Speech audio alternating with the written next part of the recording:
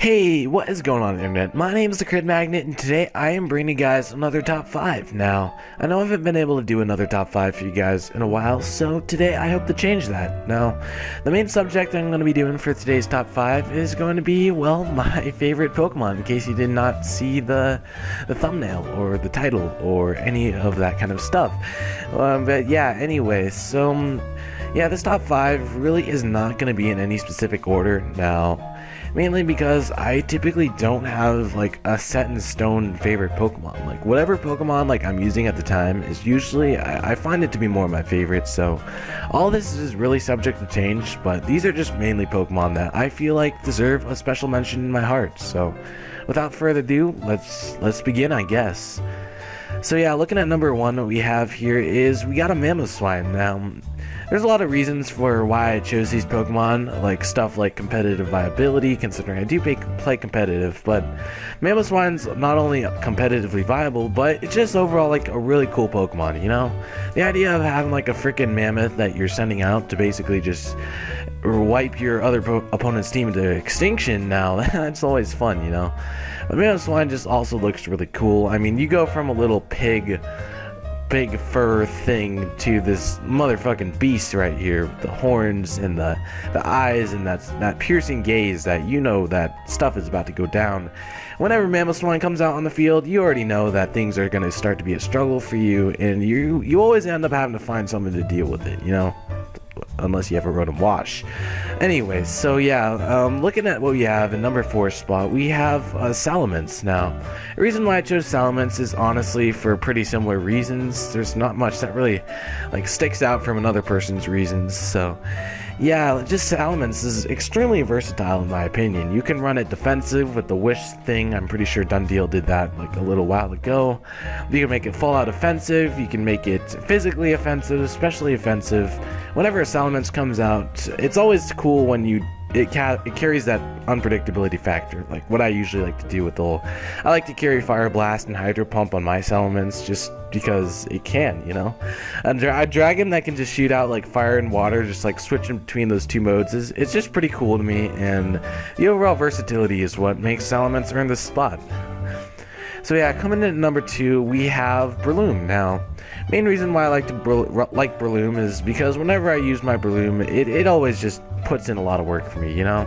Like, I can just send it out, it can put stuff to sleep, it can just get behind that substitute, do those obnoxious Breloom shenanigans, and overall, it just becomes a really good time. Like, the main sets that I like to run with Breloom is just Sub Punch, because substitute Focus Punch, my mistake, yeah.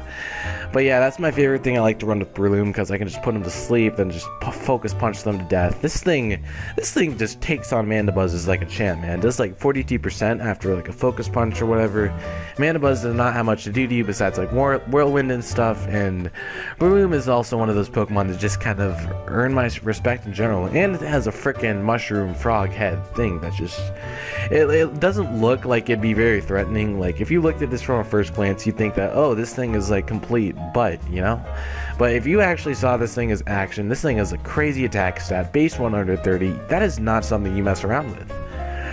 So yeah, that basically does it for Breloom. Everything, I just like Breloom, man. So coming in at number 2, we have Infernape. Now, Infernape, I mean, what can I say, man? I know he's like he's supposedly like a Blaziken ripoff or whatever, but this thing also has like insane amounts of versatility. Like you can run lead with rocks, you can basically run Scarf, Band, Life Orb. I personally like to run Life Orb and just go out all kamikaze with it, Flare Blitz and stuff. This guy, he has the medicine for everybody. Now, also not to mention, just take a look at his design, man. He looks like he just belongs in freaking, I don't even know, man. He's in a world of his own. Like, he has like that little fire mane, fiery head thing that just looks freaking cool, especially in X and Y. It's just kind of just flowing there, you know? But yeah, Infernape, he was like because I remember starting up with Pokemon, like my main generation, like that I got into at the time. 3rd gen was basically my introduction, since I'm only 16. So yeah, 3rd gen was around the time when I was able to get into it, and after that, 4th gen I just went crazy with. And this guy, he ended up being like my first pick or whatever.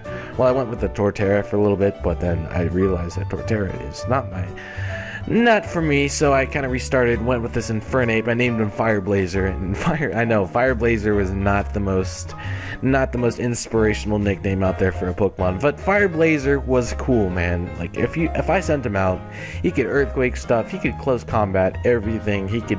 I even trained in, like, you know, if you played like Platinum or whatever, you had to get up all those little shards or whatever. Like, I got all those shards, every single one of them, just so I could give this man Thunder Punch. Like, it costs like 6 blue shards, and that was a long time in the underground. Now, I know I'm kind of rambling, but I think that just comes to show like how much like I really wanted this Pokemon to just be the leader of the team. And if I ever get a Wi-Fi battle up, you guys are probably gonna be seeing Infernape on there. Alright, so yeah, coming in at number 1 spot. Now, in case if you see my channel at all, like if you take a look at my mascot really quick, you'll realize that my favorite Pokemon is in fact the Raichu. Now, at first, before I started up this channel, Raichu was honestly not as much as my favorite Pokemon, because I remember trying to think of like, oh, every single PokeTuber, they have like their own little mascot thing, you know?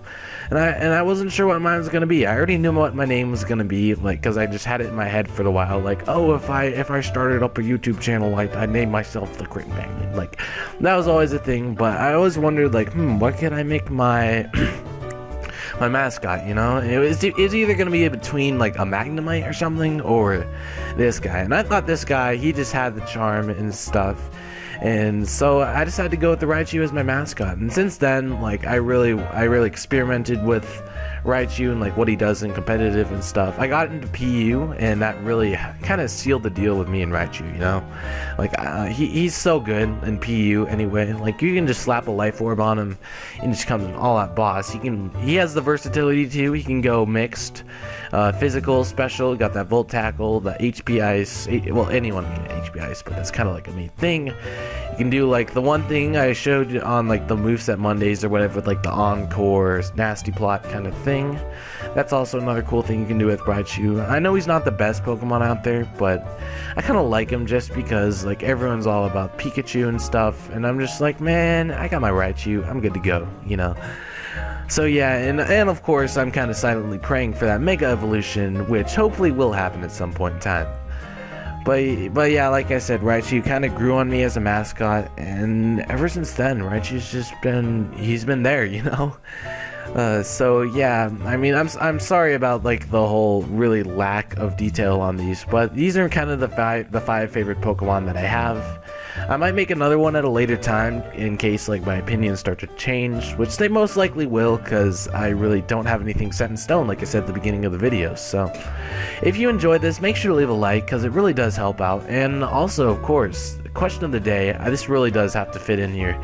What is your guys' top 5 favorite Pokemon? I really would like to know, and definitely make sure to let me know in the comment section below. So I always love getting you guys' feedback, of course, so make sure to leave plenty of that.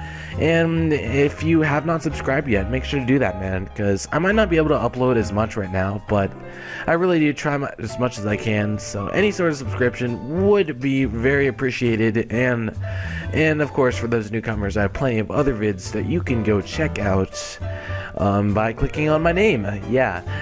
So yeah, guys, stay awesome until then. Expect the next video to probably be a moveset Mondays, of course, coming in on, well, you know, Mondays. So yeah, guys, stick around until then, and until then, guys, my name is TheCritMagnet, and I am signing off.